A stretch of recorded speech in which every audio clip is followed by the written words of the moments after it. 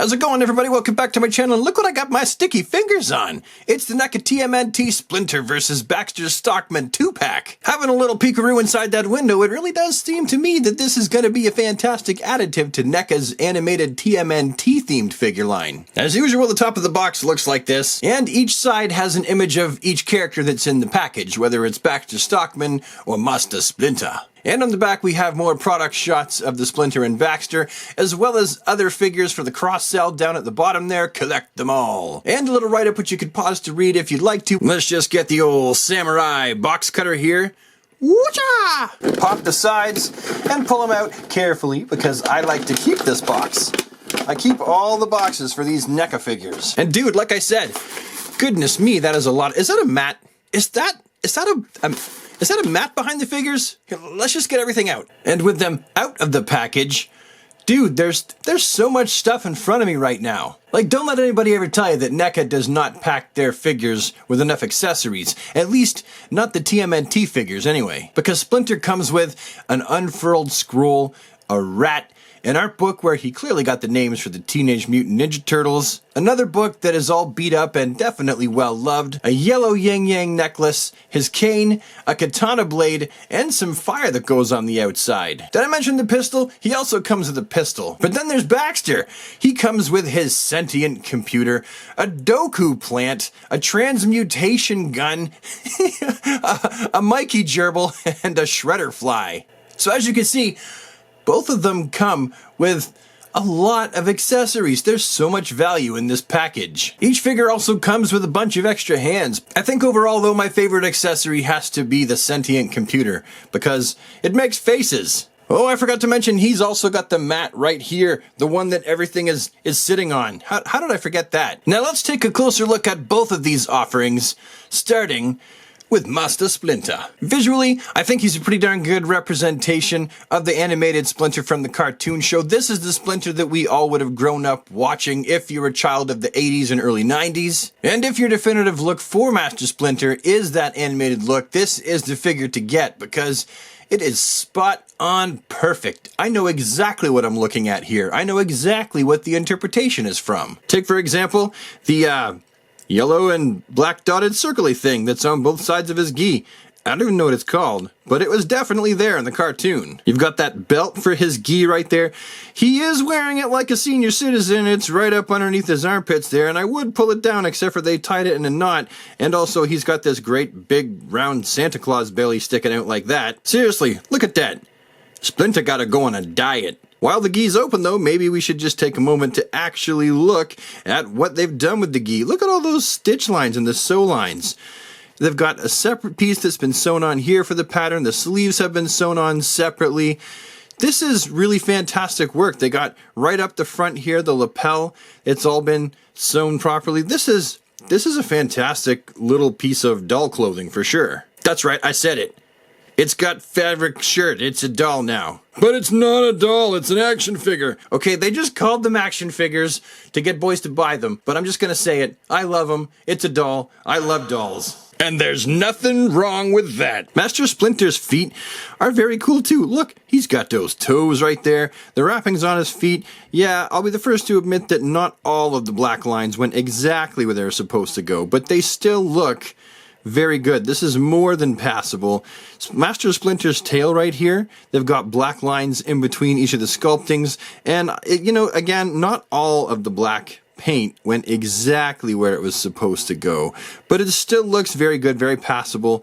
And I was going to save this for the articulation segment, but I'll just mention it now. His tail, actually, if you look off to the side here, has these little holes here, which means how his tail is articulated is with a wire, because it actually came straight down in the package. So it's neat that they chose to go the direction of a wire. At first I was trying to move his tail like that, and it can go in a circle, and it does have... Oh, but now I'm doing the articulation. I got ahead of myself. Master Splinter's face, as far as I'm concerned, is a perfect representation of his classic animated appearance as well. I know exactly what I'm looking at, and I feel like I wouldn't change a thing as far as the overall look of this head sculpt, except for that black spot of paint right there. No one likes paint slop. They got two tones though, darker brown, lighter brown. All the different lines have been colored and painted. Fantastic. Even his eyeballs even they're where they're supposed to be. He does look like he may need a little date with a toothbrush, and his mouth, woo, we could see on the inside there. Yep, that's the inside of his mouth, which means he's got I got ahead of myself again. You know what? I'm just going to do the articulation segment now then. Fine. Take that, stupid Brad. So for the articulation for the Splinter, you can see he's got an articulation point right there above his round belly. And he's got an articulation here in the neck. This is probably actually off to the side. Let's move that around like that and then move his head straight. That is more like what it's supposed to look like.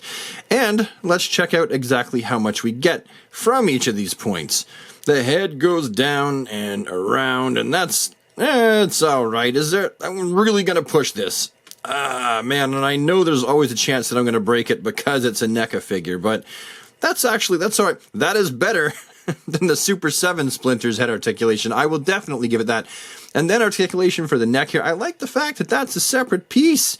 That actually adds to the overall appeal of the figure. And yes, there is movement there as well. And then in the torso here, remember that line right there? That is, well, of course it's going to turn. You can do the hippie shake with that. But what does it get forward and backwards? Oh, I'm really pushing it. That is the sum total of what I can get it without, breaking it, I guess. The shoulders, let's see if we can just pull his gi down here a little bit. You have rounded hinges. That's what they are, rounded hinges. And you can tell what they're going to be able to do. Because it's NECA, I'm not going to push it. Those of you at home may want to do so. The elbows are of the double jointed variety. And let's see how much. Oh, look at that. He can scratch his back. Well, that's enough articulation as far as I'm concerned. He's got a little rounded peg hinge right here in the wrist. And, okay, the paint, it is stuck a bit with the paint, but you can see what it would get once I take a blow dryer to it. Or once you would take a blow dryer to it. Anyway, all right, so the legs here are actually on ball pegs. I'm not sure if you can really see that. And they swivel, because you can see that there's a swivel right here on top of the ball peg, and you've got rotation right here at the knee, and you have, that is a double jointed knee as well. Oh, I'm gonna do it. I'm gonna squish it. Hey, look at that. He can touch the back of his leg with the back of his foot. So, I mean, I can't really imagine him needing to articulate more than that. And then the ankles for this guy, which the paint has all flaked right off. Seriously, it's that classic NECA paint flaking. But I must say, at the very least, it's the same color as the paint, so it doesn't even matter. It's when it's a different color that it really bothers me. He's also got the pivots in the ankle right here, and then there are articulation points right here. Like technically he has toe articulation, but oh, mine's stuck. Oh, I got it to move, and it didn't break. Woohoo! Look at that. I knew it wasn't going to break. Well, actually, no, I didn't. I just said that to you because I know that I'm going to get yelled at in the comments like, you should have used the blow dryer first. I'm trying to simulate as best I can what it's like to get this guy out of the package and you don't own him. And what is this stuff going? It is more flaking paint. Oh, no. And it flaked right off, and it's just the plastic underneath. It's not even brown plastic. Are you ready to see all of the new paint flaking? Look down there. Go ahead. And look at all that fantastic new paint flaking everywhere. That is a lot of paint loss, for sure. I feel like that's just one of the things that we've come to expect from NECA figures is flaking paint. Oh well. Now, if I was going to pick even one Splinter to compare him to, this would be it. Why? Because it's the only other one I have. Except for the TMNT movie version. All right, I'll go get that one too. There, okay, hang on, let me just, here, I'll take him and move him over here, make room on the mat. We'll put the one from today there. We'll put this one here, move over there. All right, so there we have the only 3 Splinter figures I have. I need to get my hands on the classic version from when I was a kid again. I had him when I was a kid, but obviously I don't have him now because then he'd be in the video. And now we look at Baxter Stockman. This guy is really, really fantastic. Probably one of the best ones in the entire animated series as far as I'm concerned. I didn't think I was going to like him as much as I do, but having him out of the package, Baxter Stockman for me has always been a compelling figure. I'm not sure if it's his ginger haircut or just the fact that he's just so interesting looking, or maybe, just maybe, I really enjoyed the Fly movie so much that I just like human fly characters. Either way, he looks every bit like he did in the animated cartoon. Clearly the cartoon has become real life and it's sitting in front of me and I must be hallucinating this. Any second now, he's going to say something. Any second now. Look at that face! Look at that face. They nailed it. This is the cartoon in three-dimensional form. I think that, I'm not sure how they do this, if it's some kind of weird magic, but they nailed it.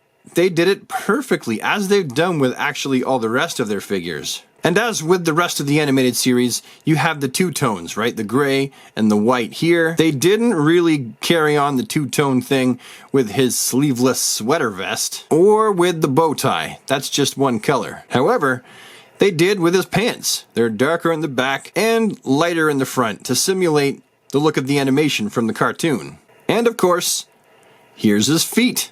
Two toes, just like the Teenage Mutant Ninja Turtles. The attention to the small details, like where the wings and the extra fly arms are bursting out the back of his sweater, and also the details in the wings with the black lines and then all the white going all up.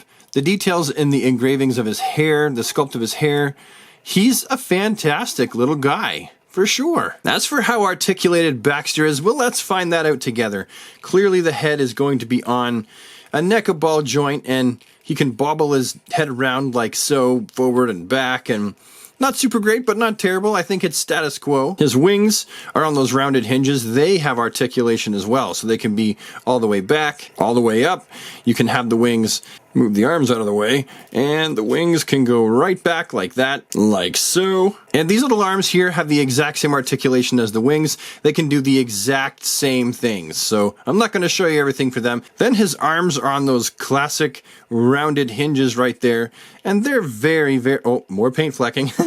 They're very, very well articulated, round and round, up and down, all over the place, all over town. You got an articulation point right here and right here. So it is a double jointed elbow, kind of a weird setup just based on the fact that it's so big, but it still would classify as a double jointed elbow. And then both of them actually, it rotates here and it rotates here as well. So it's quite articulated. And then of course he's got the wrists that are on the rounded hinges back and forth. So this is actually, at least in the arms and in the wings and head department, I feel like that's satisfactory. For the body, I can squish him. You hear that squishing? It's because it sounds very hollow in there. I almost feel like pulling him apart to find out what's going on up there. Oh no, his bow tie, I barely even did anything. You can see it's just a little tiny stripe of glue there. Hang on a second, let me go get the super glue. Alright, a problem that is solved easily enough. You get your bow tie, you get yourself some super glue, you put a little drop here, and you put a little drop there, and then another little drop there. And then you just carefully pop it on like that, and ta-da, back in business. That thing ain't never coming off. Now as you can see, Baxter obviously has a tornado waist.